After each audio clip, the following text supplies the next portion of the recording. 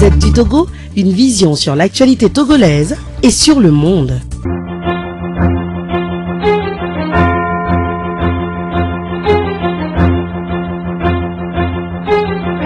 Au président national d'apporter des éléments de réponse.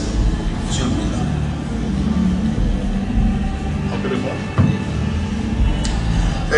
Merci pour les deux premières questions qui m'ont été adressées. Je prends la première. Monsieur Dessay me demande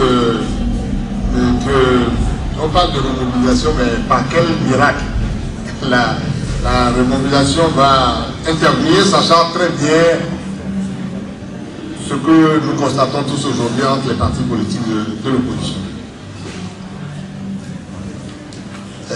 La question est juste. J'ai fait une analyse.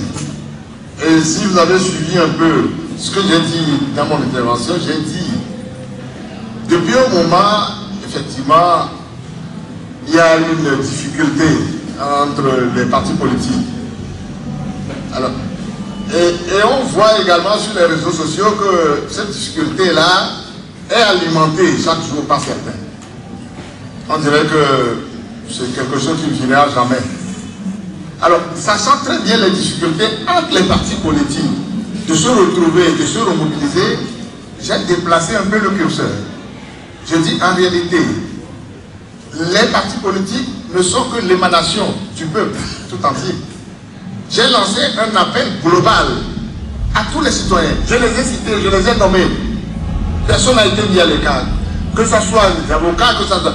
De manière globale, la remobilisation que je demande, pour laquelle j'ai lancé un appel, ce n'est pas la remobilisation seulement des partis politiques. C'est de tous les citoyens du Togo. Le thème de notre rentrée politique, c'est un appel lancé à tous les citoyens du Togo de se remobiliser, qu'ils soient à l'intérieur ou au sein de la diaspora, de se remobiliser. Alors, donc, le mouvement citoyen pour lequel nous lançons cet appel ne concerne pas uniquement des partis politiques de l'opposition. On a constaté ce grand mouvement-là au départ, au moment où nous allons entrer en démocratie, c'est ce grand mouvement qui a fait du miracle. C'est vrai que les partis politiques qui sont entrés en jeu après, chacun voulant défendre ses intérêts, défendre sa chapelle, on en est là aujourd'hui. Si on peut faire l'effort de mettre un peu, entre parenthèses, nos considérations politiques, nos ambitions politiques, pour un moment, pour aller vers quelque chose qui puisse nous permettre de redevenir une nation qui puisse poser des actes pour sa libération. Parce qu'aujourd'hui, nous nageons, nous sommes dans du n'importe quoi. Nous n'existons pas. Les gens qui sont au pouvoir aujourd'hui, et ils avancent. Vous criez dans le silence, vous criez dans vos maisons, mais eux ils avancent. Ce n'est que le jour où ils verront une force devant eux, une force organisée, débarrassée des oripeaux, des querelles que nous avons jusque-là. Ce n'est que ce jour-là que ces gens-là se remettront en cause. Parce qu'ils disent aujourd'hui, mais ils ont un boulevard devant eux. Alors comment on va faire? Si on dit aujourd'hui que regroupez-vous, mettez tel parti politique devant, c'est lui qui va appeler les autres diront, mais pourquoi c'est lui qui va nous appeler? Pourquoi celui-ci? Pourquoi celui-là? Pour éviter tout ça, et ça, la preuve que je viens de lancer, c'est quelque chose que qui est notre credo depuis longtemps. Vous vous souviendrez même que nous, au moment de l'élection présidentielle passée, notre ambition c'est de faire en sorte qu'un candidat, si on doit le prendre, doit sortir de nos carcans politiques là, pour qu'on aille le chercher quelque part, un Togolais anonyme qui puisse faire justement une transition entre les partis, faire un consensus entre les partis politiques et remettre après le jeu politique en place. C'était notre rêve. Ça n'a pas marché. Mais aujourd'hui, tout le monde constate que avancer devient difficile aujourd'hui entre les partis politiques. On ne peut plus faire de pas, on ne peut plus rien faire aujourd'hui. Alors, la seule chose qui nous reste aujourd'hui, c'est de retourner la balle aux citoyens, au peuple souverain, pour que ce peuple-là puisse redéfinir justement un plan d'action pour que nous puissions avoir une structure de fonctionnement pour pouvoir avancer. Voilà, moi, c'est la proposition que nous faisons. nous en sommes convaincus que c'est une voie à suivre aujourd'hui pour éviter justement toutes les difficultés que nous avons pour l'heure. Voilà ce que je peux dire rapidement pour répondre à la première question. Alors,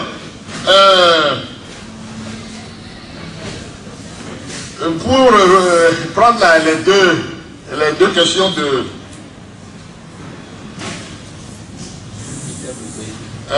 pour prendre la question de Peter en deux volets, le premier volet, il a entendu un ministre à l'Assemblée dire que oui, les journalistes ont parlé de vol, de ceci, que bon, on peut les poursuivre.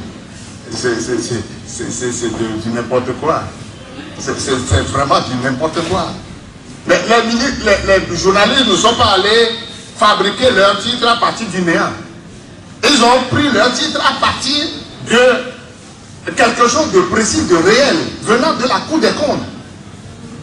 Vous avez utilisé l'argent du peuple. Vous avez l'obligation de rendre des comptes. C'est seulement dans notre pays que nos gouvernants croient qu'ils peuvent utiliser nos finances publiques sans rendre compte à qui que ce soit. Notre argent, c'est notre argent, ce n'est pas leur argent. Mais la plupart du temps, ils confondent l'argent public avec leur poche, leur argent privé. L'argent public, lorsque vous dépensez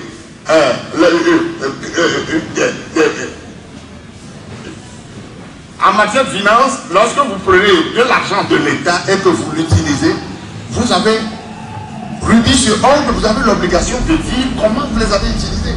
La Cour des comptes a analysé les dépenses qui ont été faites, comment cette structure a été, l'argent qu'ils ont mis en place pour le Covid. On a constaté qu'il y a eu des dérapages partout. On a constaté des manquements partout. Dans mon intervention tout à l'heure, j'en ai un exemple. Ils ont voulu justifier que oui, ils ont acheté du riz, et que c'est du riz pour de stock de sécurité. D'accord. Mais lorsque vous prenez de l'argent de l'État pour acheter du riz pour un stock de sécurité, ça vous empêche ou ça vous dispense de rendre des comptes? J'ai posé la question. Ils ont pris 8 milliards dans les caisses de l'État. Vous achetez du riz. À la fin de l'opération, nous ne trouvons pas de traces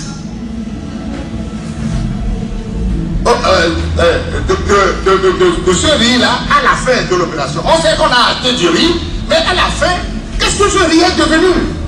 Est-ce qu'on a vendu? Si on a vendu, l'argent on doit retrouver en retour les traces de l'argent quelque part. Si on ne l'a pas vendu, on doit trouver les traces du stock invendu quelque part. Et ça s'appelle quoi? Mais c'est du détournement, c'est du vol, c'est de la tricherie. Alors quand on le dit, ils disent que vous n'avez pas le droit de parler. C'est leur méthode.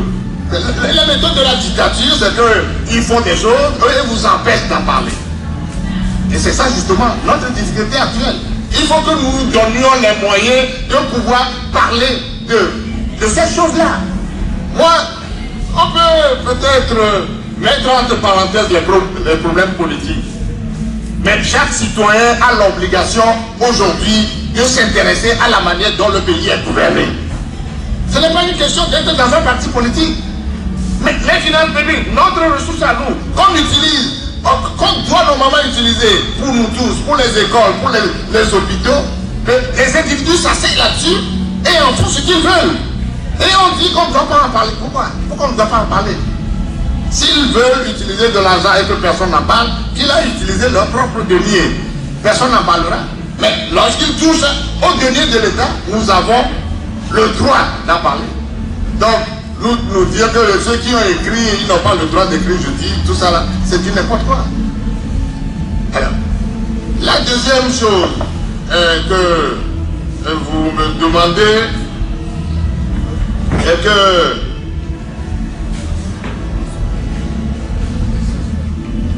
lorsque les partis politiques ont demandé la libération des prisonniers politiques, qu'est-ce que lorsque nous demandons qu'est-ce que les partis politiques ont fait? Oui, comme démarche. Mais depuis longtemps, moi je n'ai fait que ça. On m'a même demandé à plusieurs reprises, le ministre Boubessi m'a demandé à plusieurs reprises de fournir la liste, au moment où on était en discussion là, la liste des gens qui sont encore en détention, selon lui. Donc on a fourni la liste, on a fait les démarches, on est allé. On est avec Antoine Folli, on est allé même voir le ministre de la Justice avec des listes pour demander, mais les gens là sont en souffrance. Il y en a même qui ont manifesté avec nous pendant la période de la C14 là, qui sont en détention pendant cette période-là. Qu'est-ce que ces enfants ont fait? Être dans les rues pour dire oui, nous ne sommes pas contents de la gestion du pays, mais ils n'ont pas commis de crime. Ils ont été sévèrement condamnés, mais on leur demande de lire. On a fait cette démarche-là. Mais nous sommes dans un pays où les gens, ils font les choses à leur gré. Quand ils ont envie de le faire, ils le font. Ils ne veulent pas le faire, ils ne le font pas. Alors, c'est pour ça que, pour revenir un peu à la dernière question que vous posez, ce n'est que lorsque vous, les là rencontreront une force en face, mais qui réagiront. Mais on l'a testé à plusieurs reprises. Lorsque, au niveau de l'opposition, j'entends, les citoyens s'organisent et constituent une force, mais souvent, ils restent attentifs. Mais lorsqu'ils voient en face qu'il n'y a pas grand-chose, ben, ils vous banalisent. Et aujourd'hui, nous sommes dans la situation de banalisation. Tout ce que nous pouvons dire aujourd'hui, ils n'accorderont aucune importance parce qu'ils pensent qu'il n'y a plus de force devant eux. Alors, la seule manière de le faire, c'est d'être un peu intelligent pour arrêter nos conneries, nos divisions stupides, pour dire, mais le peuple a besoin que se reconstitue. Et si on ne peut pas le faire au niveau des partis politiques, faisons-le au moins au niveau des citoyens. Ce que moi j'ai lancé comme cri là, je n'ai pas dit constituer une force pour que mettre un peu qu'on soit devant. Je dis, c'est un mouvement citoyen, n'importe quel citoyen de ce pays peut en prendre peut prendre le devant de ce mouvement-là. Et nous avons l'obligation tous d'intégrer ce mouvement et travailler pour que nous puissions recréer les conditions, les rapports de force. Parce que la politique, c'est aussi une question de rapport de force. Lorsque vous n'avez pas de rapport de force, ben, l'adversaire vous traîne dans la boue comme il le fait aujourd'hui. Voilà.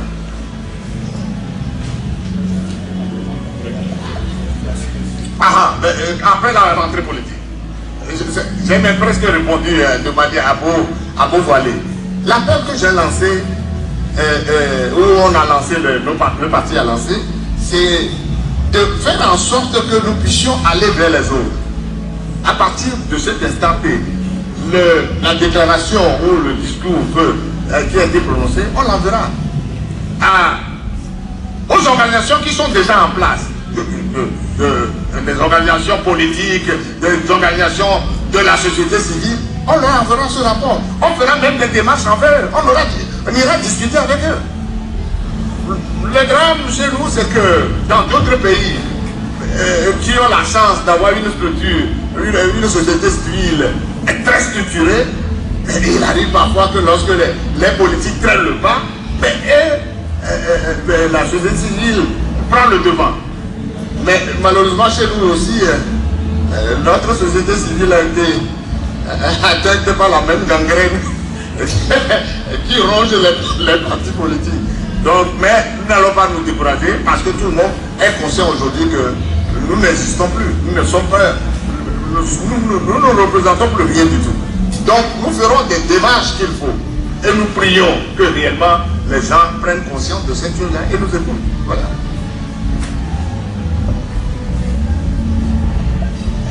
Cette liste épuisée, nous allons faire une seconde liste.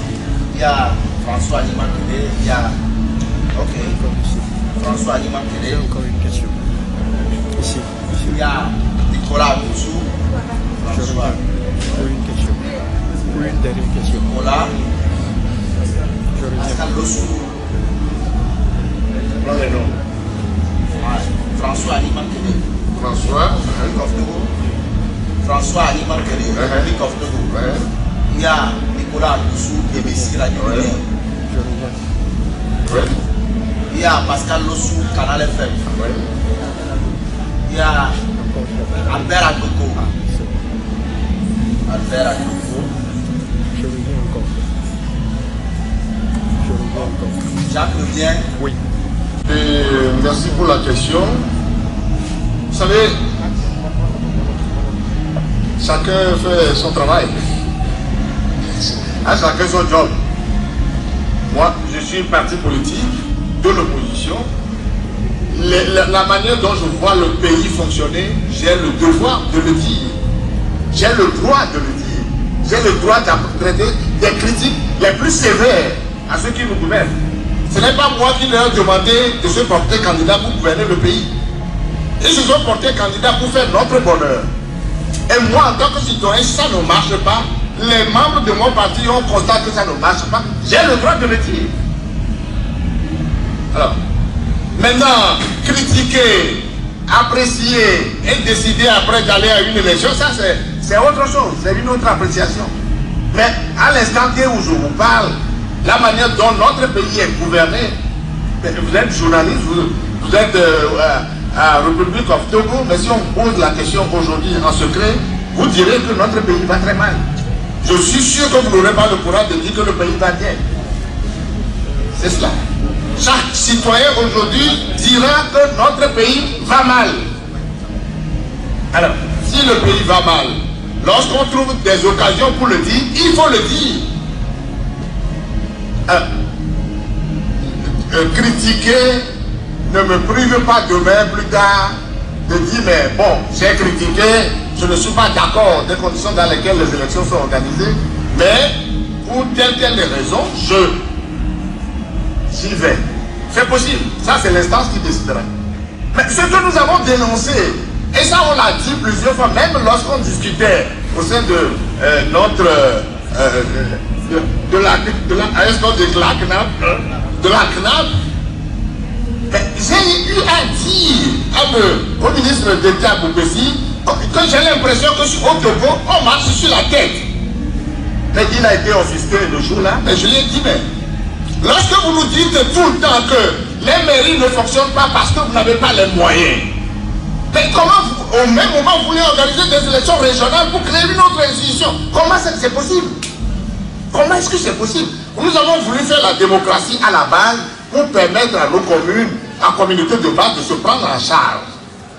Ça suppose que l'État doit doter cette communauté-là de moyens pour pouvoir fonctionner. On a créé 117 communes. Mais aujourd'hui, il y a des communes qui n'existent que de nom.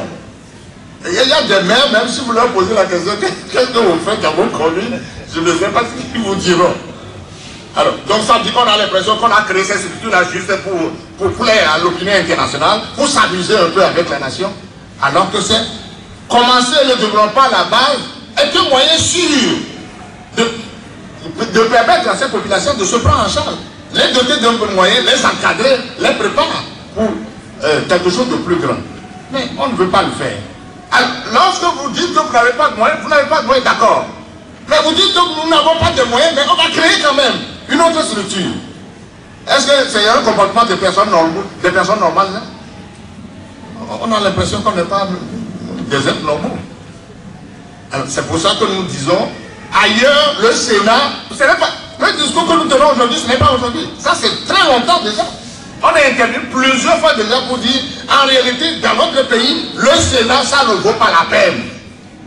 Un Sénat pour le Togo, ça ne vaut pas la peine. Et d'autres pays comme le Sénégal et autres l'ont essayé, mais ils l'ont abandonné parce que ça ne sert à rien. En dehors du fait d'aller prendre quelques fatigués du régime pour leur trouver des postes là-bas, ça sert à quoi, le Sénat, pour le Togo? Donc j'ai le droit de critiquer, de le dire, mais en dehors de ça, bon, le mois viendra, on appréciera. Mais les conditions d'organisation des élections aujourd'hui, nous savons, ne sont pas bonnes. Mais je sais que, en dehors de ces conditions-là, nous apprécierons. Parce que, quand je prends au moins les élections législatives, nous avons commis la bêtise en 2018 de ne pas participer aux élections législatives. Ce qui nous crée aujourd'hui des difficultés immenses. Quoi qu'on dise, on serait allé au moins à ces élections, on existerait aujourd'hui, au moins à l'Assemblée, pour servir de contrepoids à ce qui se fait aujourd'hui. Mais on leur a laissé le boulevard, ils en font ce qu'ils veulent. Au moins de notre temps, on était minorité. Mais ce qu'ils ont fait organiser la dernière fois à l'Assemblée, la comédie qu'ils ont organisée là, avec les ministres, avec l'Assemblée, ça ne se passerait jamais de notre temps. S'ils l'organisaient, mais je ne sais pas comment ça allait finir. Mais aujourd'hui, comme ils sont entre eux, bon, ils sont entre copains, ils font ce qu'ils veulent. C'est notre faute. Personne ne nous a demandé de boycotter les élections, on l'a fait. Et on a payé aujourd'hui le lourd tribut. Mais il faut qu'on réfléchisse à l'avenir. C'est pourquoi nous disons, il y a des élections aujourd'hui, mais quand ça ne sert à rien, peut-être on réfléchit pour dire que ça ne sert à rien. Mais les élections qui sont obligatoires et nécessaires pour le pays, les législatives, je ne sais pas si demain on prendra encore le risque de les boycotter, quelles que soient les conditions dans lesquelles ça va s'organiser. Mais nous nous battons pour que les conditions soient meilleures. Et pour que les conditions soient meilleures, si nous sommes dans la situation actuelle, elles ne seront pas meilleures. Mais si nous nous organisons dans ce que nous disons là, oui, demain, peut-être que les choses changeront parce qu'il y aura un autre rapport de force devant et qui permettra aujourd'hui de corriger le tir avant qu'on aille à ces élections-là. Voilà notre position. Alors, Canal FM, nous avons lancé un appel. Remobilisation, nous l'avons toujours dit. Est-ce que nous sommes vraiment écoutés par le père de l'opposition? Eh bien, oui, on avait déjà lancé un appel dans le passé, remobilisation, sensibiliser les uns les autres. Mais la remobilisation, quand on avait lancé cet appel-là, on l'avait mis dans le contexte classique de regroupement des partis politiques. Mais aujourd'hui, nous allons au-delà des partis politiques. C'est la première fois qu'on lance un appel, non seulement pour la remobilisation des citoyens au sein des partis politiques, mais nous demandons la remobilisation de tous les citoyens. J'ai même cité des gendarmes, j'ai cité des militaires, j'ai cité tous ceux qui peuvent contribuer pour que le pays change. Je ne suis pas sûr que quand vous prenez les policiers, les gendarmes, tout le monde dans sa maison aujourd'hui vont dire « Ah, nous sommes contents de la manière dont le pays est géré ». Tout le monde murmure, mais en silence. Eh bien, demain, si on donne l'opportunité à chacun de s'exprimer pour que notre pays la change véritablement, oui, il faut le faire. Donc l'appel que nous lançons, c'est un appel plus grand que ce que nous avons fait. Et si nous sommes assez sérieux entre nous, je suis sûr que cet appel-là sera entendu. De toute manière, nous, on fera les démarches nécessaires et utiles pour qu'on soit entendu cette fois-ci, pour que quelque chose de nouveau se crée pour notre avenir. Qu'est-ce que les FDF font pour gagner les élections en perspective? Qu'est-ce que les FDF font? Vous avez vu aujourd'hui? Qu'est-ce qu'on peut faire d'autre? On a commencé la remobilisation. Au début, on a lancé ce truc-là, ce qu'on a vu là aujourd'hui, on l'a préparé dans 2 semaines. C'est à peine 2 semaines qu'on a consacré pour dire, ben, ok, pour faire notre rentrée là, on aurait pu juste faire une conférence de presse. L'idée, au départ, c'était de faire une conférence de presse. Mais après, au niveau du conseil de direction, on a dit, mais au-delà d'une conférence de presse, on peut appeler nos militants. Oui, ça aussi, c'est une question de transparence, je ne dirais pas transparence, de visibilité, j'allais dire, du parti. Alors cette visibilité-là, à travers les militants mobilisés, tel qu'on l'a vu aujourd'hui, c'est un débat. Mais en dehors de ce que vous avez vu de visible, il y a du travail qui se fait dans la discrétion sur le terrain. Nous n'avons pas voulu, avec fanfare, machin, communiquer. Non, on travaille sur le terrain, dans la discrétion. Mais le moment viendra, vous verrez. Tout. C'est vrai, ceux qui sont en face de nous, eux, ils ont des moyens colossaux de l'État. Ils sont assis sur l'argent de l'État. Ils le dépensent comme bon leur semble. Nous n'avons aucun moyen, nous. Mais celui qui n'a pas de moyens, ben, il fait la politique de ses moyens. Alors, on se débrouille sur le terrain. Mais le reste, ça appartient à Dieu. Alors, il y a autre question. Si les FDR iront seuls aux élections ou avec d'autres partis, pour se mesurer. Oui. La question que vous posez, quand je l'ai entendu, ça m'a fait sourire. Ça m'a fait sourire. On ne va pas un parti ne va pas à une élection pour se mesurer, pour savoir ce que je pèse. C'est une bêtise. La préoccupation que nous avons aujourd'hui, c'est de faire en sorte que les partis politiques de l'opposition puissent exister et balayer. le pouvoir qui est en face. En réalité, c'est notre préoccupation. Aller pour se peser, pour dire combien je pèse. Je pèse 10 kilos. Alors ça change de quoi pour la situation du Togo? Si quelqu'un à côté dit que lui pèse 15 kilos, ce n'est pas ça. La préoccupation ne doit pas être ça. La préoccupation doit être, en réalité, comment nous faisons. Et de manière sincère, il ne peut pas être correct pour les partis de l'opposition. Et je le dis à mes collègues souvent, que nos regroupements constituent parfois des curiosités. On nous voit nombreux dans la rue, on crie, l'opposition est unie, c'est d'accord, machin. Mais au moment des élections, on dit chacun se débrouille. Alors on va se débrouiller sur le terrain. Mais c'est une stupidité. On ne peut pas être ensemble sans faire un minimum d'alliance électorale. Ce n'est pas possible. Comment on peut exister? Si on n'est pas ensemble, on n'est pas ensemble. Mais dire que les partis politiques sont ensemble et ils n'ont même pas d'alliance électorale, qu'est-ce que c'est? C'est de la tromperie. Alors, nous continuons toujours parce que pour faire face à ce que nous combattons aujourd'hui, je l'ai dit tantôt, qui ont tous les moyens de l'État, la seule chose qui nous reste aujourd'hui, c'est fédérer nos énergies, les maigres moyens que nous avons en face pour pouvoir exister. Et en réalité, si depuis un certain moment nous avons fait les choses correctement comme on devait les faire, on devait exister effectivement en tant que force. Mais c'est parce que nous n'avons pas été sérieux, nous-mêmes entre nous, que les choses traînent jusqu'à aujourd'hui. Donc nous irons aux élections. Si le regroupement n'est pas possible, si le regroupement n'est pas possible, si une alliance électorale avec d'autres n'est pas possible, on ira seul aux élections. Mais c'est à nos corps défendants. Ce n'est pas l'option de départ. On ne va pas choisir ça comme la priorité pour dire, mais nous voulons aller aux élections juste pour aller nous mesurer. Nous rechercherons d'abord des alliances avec les autres. Si ça marche, c'est tant mieux. Si ça ne marche pas, c'est tant pis. Voilà. Il y a une question qui a été posée aux élus locaux. Bon, on va continuer et laisser la parole après au doyen et à la dame docteur Amabro de répondre à cette question.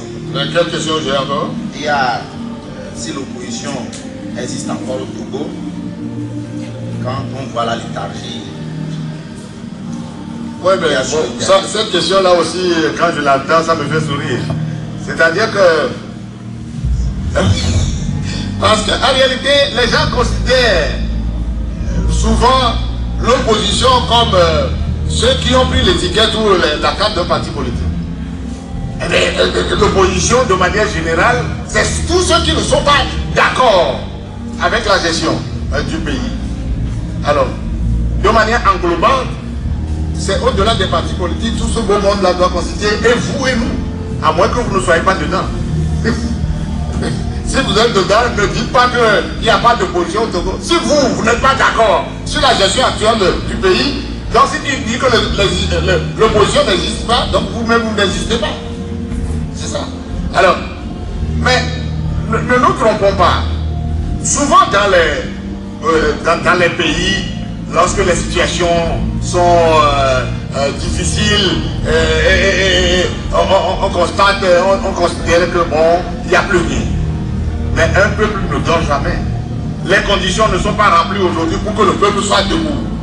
Mais le même peuple que vous voyez aujourd'hui en état de dormance, demain, vous ne le retrouverez pas. Et j'adresse souvent ça là au parti au pouvoir. Le même peuple qui est en train de vous aduler, qui vous étale un pagne pour que vous marchiez dessus, c'est le même peuple qui vous jettera des pierres demain si vous ne faites pas attention. Le peuple est toujours en sommeil. Et il suffit d'un déclic pour qu'il se lève. Et le déclic là, c'est les responsables qui doivent le chercher à tout moment. Donc dire qu'il n'y a pas d'opposition au Togo, je ne crois pas que ce n'est pas une question sérieuse. Oui. Il y a une dernière question à laquelle le président doit répondre. Non, mais en fait, comme le président l'a dit, ça fait sourire. Nous sommes un parti d'opposition, non? Nous sommes déjà existants. Et le président vient de le dire, en 2 semaines, on a mobilisé ça. Si on voulait mobiliser 5000 militants, on peut. Rappelez-vous, quand les FDR ont été créés, nous sommes le premier parti à avoir fait un congrès. C'est moi qui avais pris la liste de présidence. 5575 personnes. Même il n'a pas encore pu faire ça. Donc nous sommes un parti d'opposition. D'ailleurs, si l'opposition n'existait pas, vous avez dit que les gens commençaient pas déjà à courir pour faire campagne, non? Si on n'existait pas, ils n'avaient qu'à dormir et attendre les élections. Quand l'opposition n'existe pas dans un pays, on n'a pas peur des élections transparentes. Si vous voulez jouer seul, si vous voulez jouer seul le match, si vous dites que votre adversaire est nul, est-ce que Barça peut s'inquiéter de jouer avec mon village? Les gens refusent la révision du cadre électoral et puis disent qu'il n'y a pas d'opposition. Pourquoi ils veulent voler? De toutes les façons, l'opposition existe. Nous sommes un parti d'opposition. Si les élections sont transparentes à 5%, on écrase une île. Merci. Bon, la dernière. Est-ce qu'on ira à ces élections dans n'importe quelle condition? Le président a déjà répondu. Moi, je crois que j'ai déjà répondu à cette question-là. La dernière question, votre réaction sur le désengagement des voix. Bon, la personne qui a posé la question a fait exprès pour dire voix des maires parmi nous. Alors, s'il y a des maires et qu'on me demande à moi de répondre, il va me dire mais pourquoi il y a des maires, c'est toi qui réponds. Donc, il veut la position du parti. non, il n'a qu'à parler d'abord.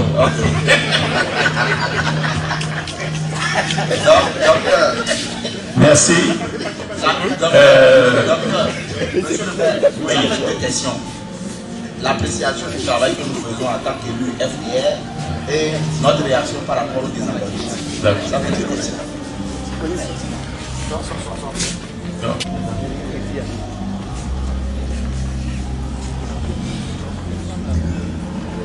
Je dis la première préoccupation, c'est l'appréciation que font les populations de la gestion de nos communes. Je parlerai un peu plus du golfe 2. C'est là où nous avons la responsabilité. Et je dirais qu'au golfe 2, la mission est assez passionnante. Passionnante parce que notre parti a pour vision l'amélioration de la gouvernance locale. Et donc, chaque jour qui passe, nous sommes coachés pour être à la hauteur. En dehors de la population qui attend beaucoup de la décentralisation, qui est une grande opportunité, ils se sont mobilisés et ça nous pousse également. Et donc, dans le golfe 2, comme je le dis, c'est une passion, on se bat. On se bat avec les populations à nos côtés. Mais le président tout à l'heure, dans ses propos, dans son message, a parlé des moyens qui manquent. Des moyens manquent. Par contre, notre pays, le Togo, est dans l'UEMOA. Et c'est dit qu'il faut 20% du budget national qu'il faut mettre à la disposition des collectivités locales. Ce qu'on nous donne, je ne sais pas si ça représente 1%. J'ai appris, avec beaucoup de certitude, qu'au Sénégal, la plus pauvre commune a 1,8 milliard de budget. Grand Dakar a 400 milliards de francs CFA comme budget. Si Dakar est une ville plus grande que Lomé, si on divise Dakar par 4 et que Lomé est le quart de Dakar, on peut dire que le Togo, Grand Lomé, peut avoir 100 milliards. Mais le Grand Lomé, les 13 communes du Grand Lomé n'ont pas un budget de 15 milliards quand vous les additionnez. Donc la réalité est là. Les populations savent que c'est une grande opportunité. La démocratisation de notre pays allait commencer avec les élections locales. Malheureusement, on a inversé les choses. Et aujourd'hui que c'est fait, il est temps de donner les moyens aux communes, le minimum qu'il faut pour que la mayonnaise prenne.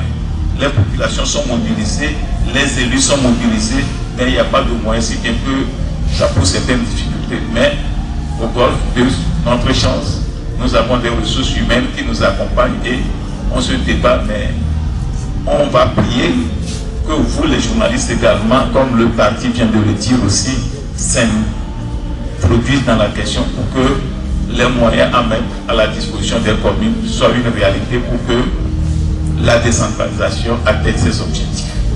La deuxième préoccupation, c'est le désencombrement. Soyons honnêtes entre nous, l'état des lieux de notre pays en tant qu'aménagement du territoire, son encombrement, c'est une faute des gouvernants, c'est une faute aujourd'hui des élus locaux et c'est une faute des populations. Avant que on ne passe à cette phase de désencombrement. Nous, on a été interpellés par nos populations, nos administrés dans le Golfe. Ça fait 2 ans, nous avons commencé la campagne de désencombrement. Maintenant qu'on veut le faire à une échelle nationale, on a besoin de plus de réflexion, d'aller sur le terrain, faire l'état des lieux, revenir, classifier les difficultés qui sont là, parce qu'on dit le terrain commande l'action. Et je crois que ce que nous sommes en train de faire, qu'on le veuille ou pas, c'est à ça qu'on va aboutir. Il y a des endroits où on peut désencombrer sans créer du préjudice aux occupants.